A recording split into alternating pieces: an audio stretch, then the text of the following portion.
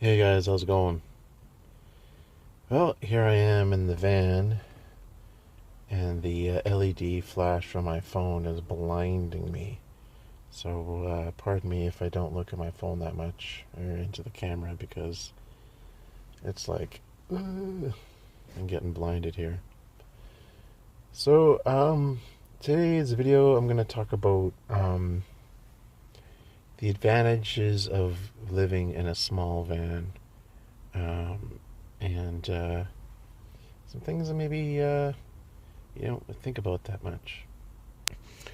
So, as you can see, I've got my sleeping bag over me. I built this yesterday, this area with the birch plywood, bolted it right to the frame. There was a couple holes already there that I just had to figure out what the right thread count was, the right size of bolt.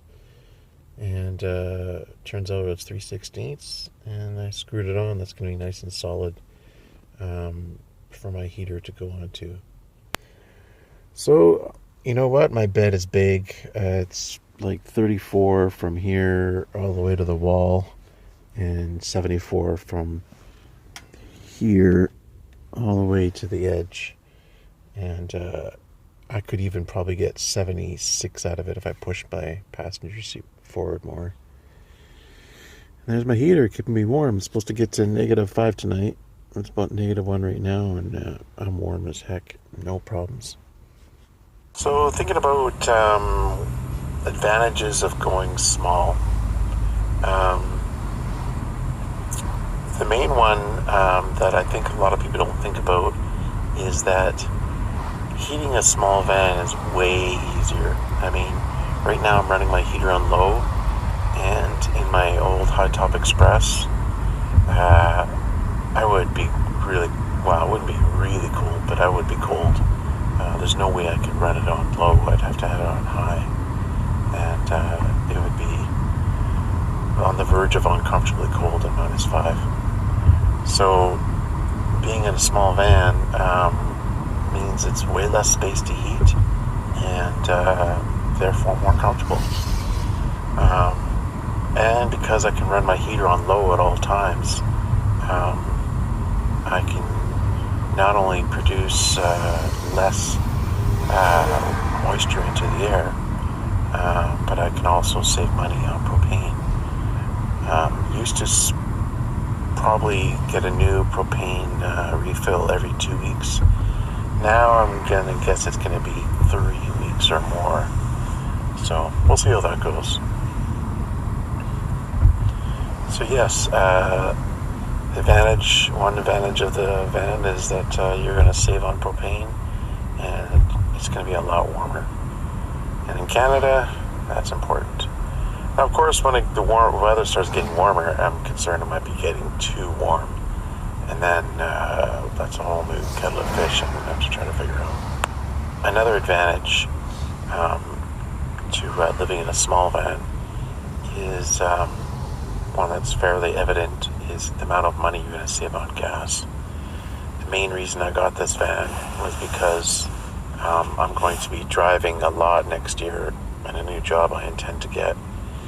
And with my old van, I'd probably spend close to $400 a month in gas. And that's not too much for from just getting an apartment and renting it. It still would be quite a bit more, like probably $700 or $800, but even then, that would be a pretty dumpy apartment, probably with like silverfish and, just the typical stuff that those old buildings have.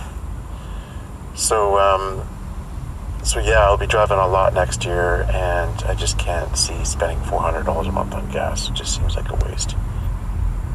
So because I'll be able to save a lot of money on gas, I'll be able to pursue a lot of opportunities that will enhance the quality of my life. I'll be able to do things like go to downtown Vancouver, which is probably about 20 kilometers from where I hang out most of the time, and not worry about spending on money in gas. If I had the big gas guzzler, I'd be probably dropping $15 just to get out there and back. But on the small van, yeah, I'm going to spend a little bit of money on gas, but it's, probably equivalent to bus fare. So if I was in my big van, I'd be like, I don't want to drive anywhere because it's cost me so much money. And then I would just keep the driving to a minimum, and I would be less active, less social, and I think inevitably that would lead to not as good a quality of life. Because I think for me, I've learned in my 44 years of living that I'm happier when I'm active and just getting out there and meeting people, doing different things, rather than just sitting on the internet all the time or watching YouTube videos or whatever. Gotta get out there, gotta get active. That's for me anyway. Not everybody's like that, but that's how I am. A couple other things about living in a small van. It forces you to be an ultra minimalist. I mean, you cannot afford room to have things that you don't use on a regular basis. Just the fact that you need somewhere to put water, you need somewhere to put your batteries, you need somewhere to have a toilet, you need somewhere to put clothes, you need somewhere to put food. Those are the essentials. So what else can you put in your van? For me, I'm putting a big, huge base cab. Well, it's not really that big. It's 16 by 24. But it does take, a fair space in the van. And I had one guy say, it's kind of ridiculous. You're putting this huge base cab in there. What are you going to do? Pull over on the side of the road and lay down some funky tunes? No. But music is very important to me, and playing bass is important to me and stuff. So that's one of my main hobbies. And I intend to do it and enjoy it and make room for it. So I'm willing to live with less space to have that. So yes, being a minimalist, absolutely necessary. And it also forces you to be very organized. It takes, I'm having to really think things through about where I'm going to put things. Like, for example, I'm trying to figure out exactly what I'm going to do with my water situation, so that I can, should I carry a bunch of water, like 20 liters, or maybe just 4 liters? And because the bigger the container, the more space it takes up of the living area. I could easily just go every couple days and get a new 4 liters of water. But at the same time, it would be nice to just be able to go once a week, fill my water up once, and then not have to think about it. So that's one example among many about kind of like the trade-offs of space and how to handle it. It's really important to be organized. Now, some people might think that as a con to a small van, but to me, it's like I like to be challenged, and it helps me to be creative in finding ways to make things work. Of course, another advantage of the small van is that it's way easier to drive, way easier to park, and it's just a breeze compared to driving that big old Express. It's just like a regular car. And, I still can't see out the back windows, and it still is tricky when you're backing out of a parking spot in a parking lot because you don't want to hit anything.